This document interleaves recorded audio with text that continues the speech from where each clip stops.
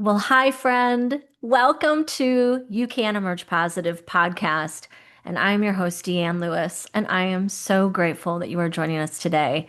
We try to keep things short, sweet, encouraging, to the point, so that you can walk away from today's episode with something that you can apply in your life today.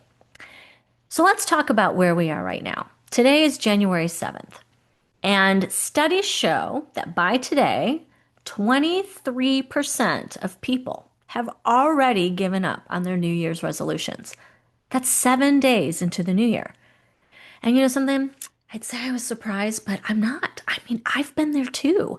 I know what it's like to be on day seven and be like, forget it, I can't do this.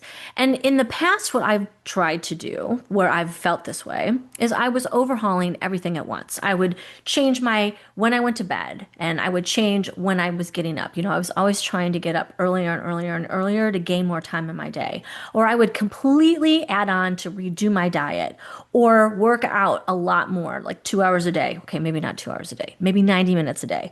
And then cut out all the fun and yummy foods that I love. And I just decided, oh no, I can't have any carbs. I can't have more wine, whatever. And, those two things are really important in life. Let's just say it. And I would also add on, I needed to start doing a bigger morning routine. And, basically, I was asking, like, I never wanted to do anything wrong again.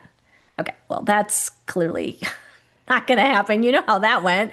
And in a few days, I was exhausted, I was frustrated, and I was feeling kind of like I failed. I was a loser. Like I could not keep up with what I thought was something that is pretty simple to do, a New Year's resolution. Have you ever felt that way too, where you've said, okay, I'm going to commit to this, and then days after, you've already fallen off and you're on a different path, you're falling off track? And I know it does not feel good. And if you're anything like me, negative talk starts to sleep in. I didn't mean to say sleep in, seep in, because that negative talk track. Oh, it is so bad for us. And yet it is there. I've been there. I know you've been there too. And when you have failure in something like this, especially something that's supposed to be good for you, right? I mean, I'm assuming that your New Year's resolution is something to help improve yourself or better yourself in some way. And if you're failing on day seven, that does not feel good. And you start feeling like a loser and you start talking to yourself that way, which frankly is a lot worse than not doing the New Year's resolution. So when you catch yourself in that negative talk track, stop yourself, change the channel, give yourself permission to not be perfect. We are not here on this earth to be perfect. We are here to progress, to grow, and to get better. So today I want to offer a gentler and more realistic approach to New Year's resolutions instead of having these big sweeping things. I want to talk to you about creating habits and specifically just creating one habit. And this is really for the next 90 days. And that's what I want to talk to you about today because it is something that is so much, it's a bite-sized thing, right? It's something that you can really connect to and do and be consistent at. And after 90 days, it will be a habit. And then on quarter two, you can start your second habit. So the overall idea with this concept is to have 4 new habits a year, one per quarter. And you just focus in on one thing at a time, and that's it. And by the end of the year, you've created 4 new things in your life that ideally are really impactful. And when you get to next January, you can reap the benefits of that. Look back and see how far you've come in just focusing on 4 little things. It's really, truly like simple, amazing, and yet so many of us don't do it. So that's why I want to talk about that today. So, I think many of us, when we get into this new year, we do, I mean, I do it too every year. I actually love kind of taking a look back over the year of what I've done, what I meant to do, where I fell short, where I did great, and then really think about what I want to do in the upcoming year. And that's where the New Year's resolutions, I think, start coming in for many of us. And but I think where we go wrong is we try and do what I did. We try and re-overhaul our whole life instead of just focusing in on one thing. And really, it's not even just one thing. It's something small. I think we tend to start thinking when we talk about New Year's resolutions and sweeping change in our life and growth, we think of the big things and we tend to overlook the little things.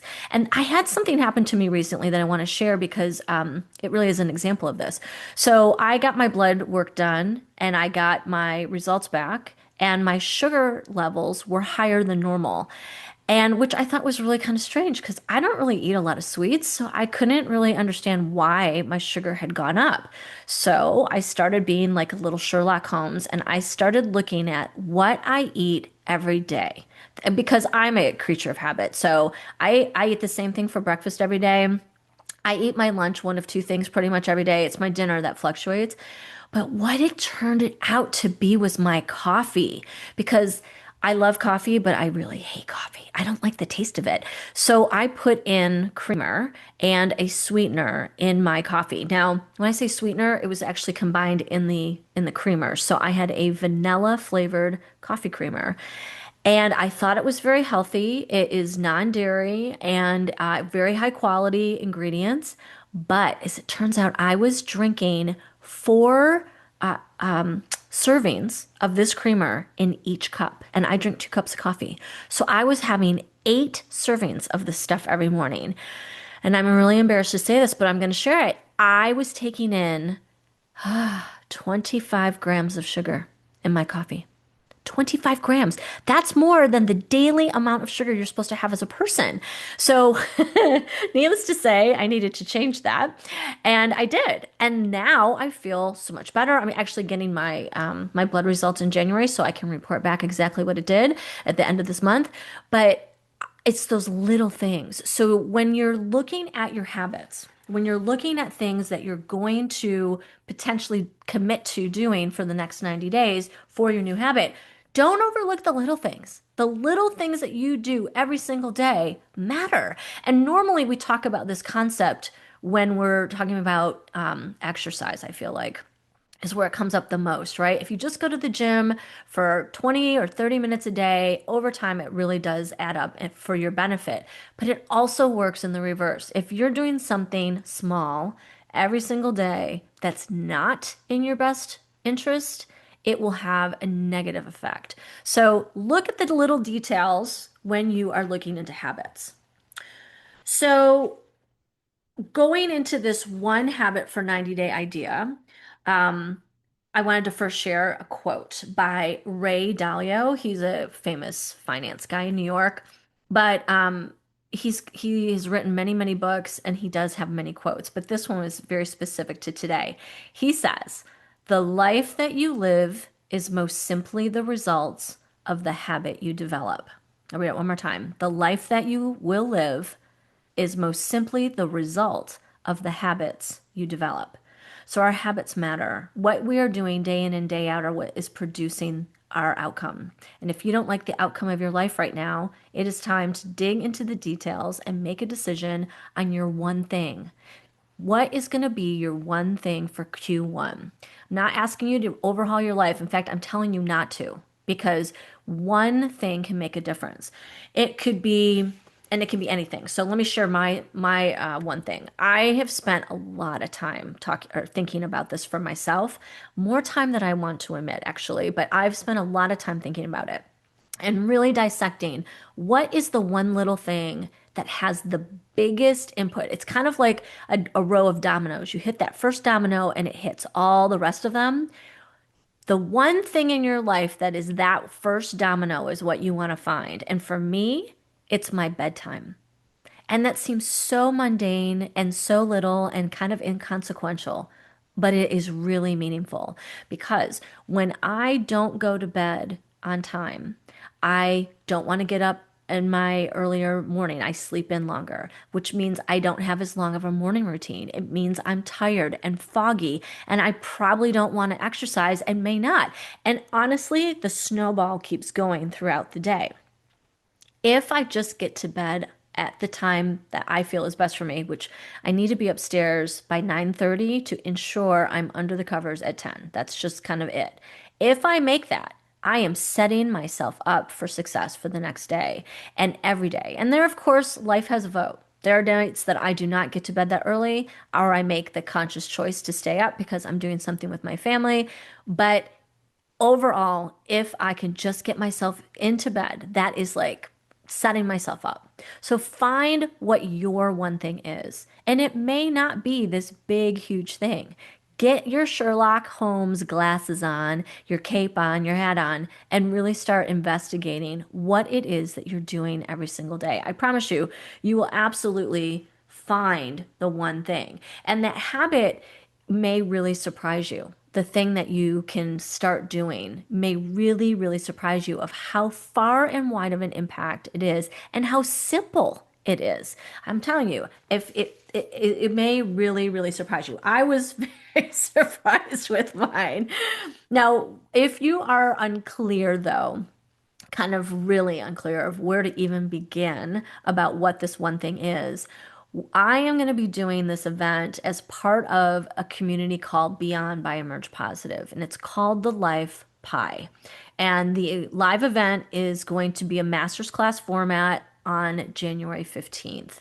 And we are going to do a live kind of every individual in the class will be going through and creating this life pie and really investigating all the main areas of our life and figuring what is in balance and what is out of balance, ranking them of importance in our life, creating goals within the categories to start with so we can start formulating balance right here and now. It's this very foundational exercise that we are doing as part of designing our next decade. And if this is something that resonates with you, come join us. Go to emergepositive.com. You can sign up there. It is a phenomenal class. It will be life, I want to say life altering, but it will absolutely open your eyes. It is the simplistic exercise that truly has large impact, and it will help you uncover your one thing as you go through it.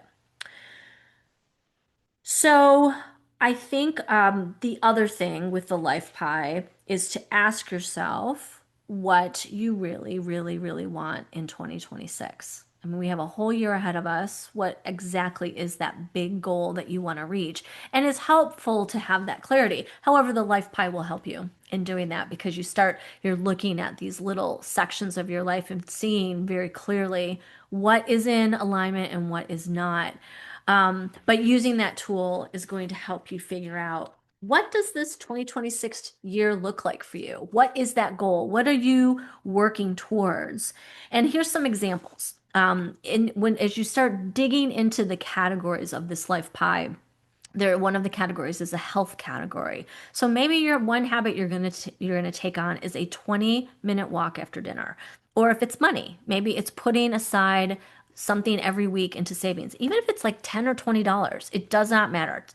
Just making a habit of putting money aside every week.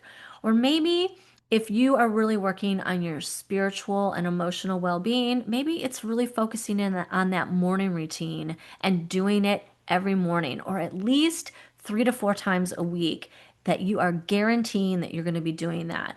If it's relationships, because that's another category, maybe it's putting your phone away when you are face to face with someone, whether it's at dinner or lunch or just meeting up with somebody and really giving them your full attention. Or for career, do a habit where you're focusing on your next project, your next thing, your chapter two. I think one of the things that a lot of us kind of do is, especially women in their, you're in your 40s or your 50s or 60s, and you feel like, well, you're already there and there really isn't much you can do, and you have responsibilities with family, or you already have a job and your time is already pulled in so many directions that you just don't feel like you have time. Well, make the time. Take the habit of journaling every morning or setting aside 15 to 30 minutes on Monday, Wednesday, Friday, or maybe 2 days a week where you are really working on that chapter two. What do you want next? And really focus in on that because what we focus on grows. And if you don't put your focused attention on it, it will not happen, right?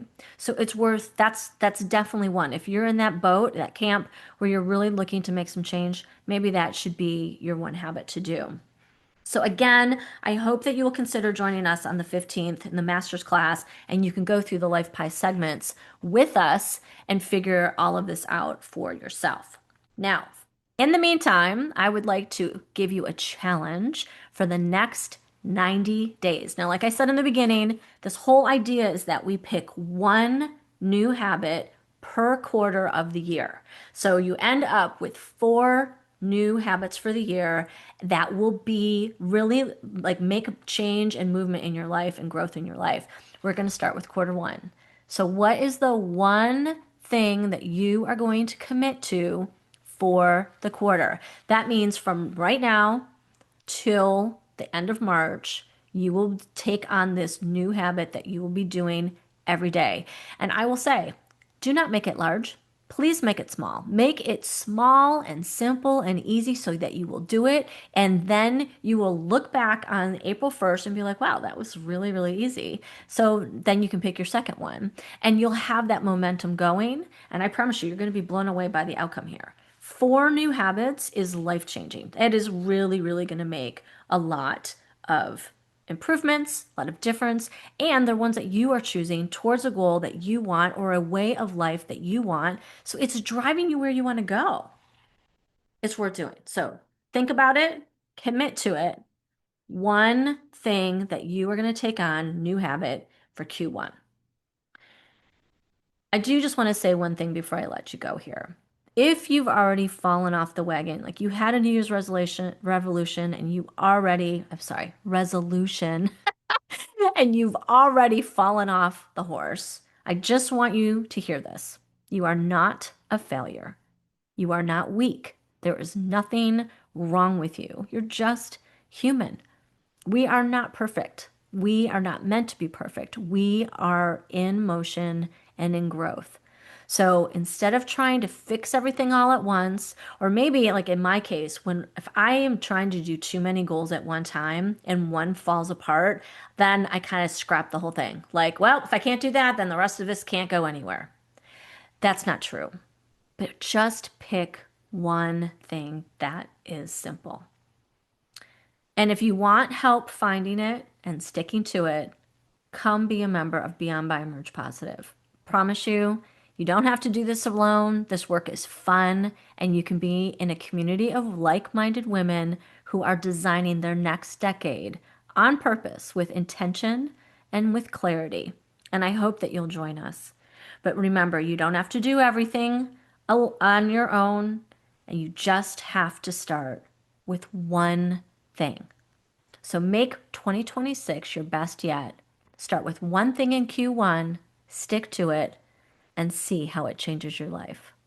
Thank you so much for enjoying or joining me in this podcast tonight and joining me on the very first one of 2026. Oh my gosh, we have a whole year in front of us, guys. It is a blank canvas for you to paint what you want in your life. So get out those paintbrushes, get out all those big colors that you love, and design a life, design the next decade that you want. You can emerge positive. I hope to see you next Wednesday. Have a great one.